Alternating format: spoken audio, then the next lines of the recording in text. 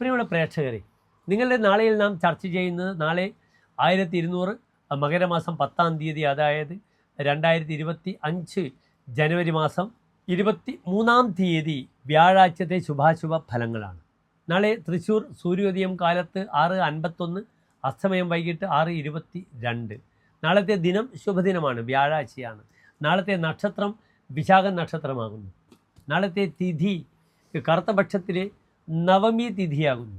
നാം ഒരു ശുഭകാര്യങ്ങൾക്കും സ്വീകരിക്കാത്ത തിഥിയാകുന്നു നവമി. അത് രിക്താതിഥി, ഒഴിഞ്ഞ തിഥിയാകുന്നു. ഒരിക്കലും സമ്പത്തുണ്ടാകില്ല. ഭൂരിശ്രീ വിഭവ തിഥി ശ്രവണത. തിഥി ശ്രവിക്കുന്നതിലൂടെ സമ്പത്തിൻ്റെ പൂർണ്ണതയാണ് ഉണ്ടാവുക. പഞ്ചാംഗങ്ങളിൽ ഏറ്റവും പ്രധാനപ്പെട്ടതാകുന്നു തിഥി.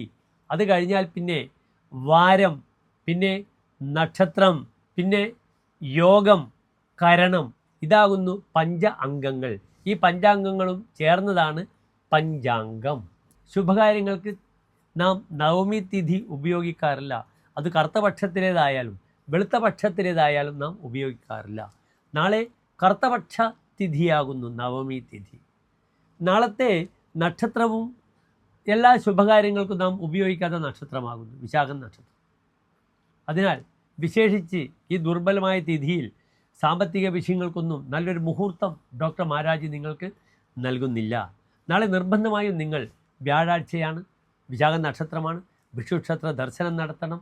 കാലത്തു തന്നെ ഓം നമോ ഭഗവതേ വാസുദേവായ എന്ന മന്ത്രം നിങ്ങൾക്ക് ജപിക്കാം. നിങ്ങൾക്ക് ദോഷങ്ങൾ മാറാൻ വിഷ്ണു സഹസ്രനാമം ജപിക്കാം. നിങ്ങൾക്ക് വിഷുക്ഷേത്രത്തിൽ തുളസിമാല പാൽപ്പായസം വഴിപാടായി സമർപ്പിക്കാം. നാരായണ കവചം ജപിക്കാം.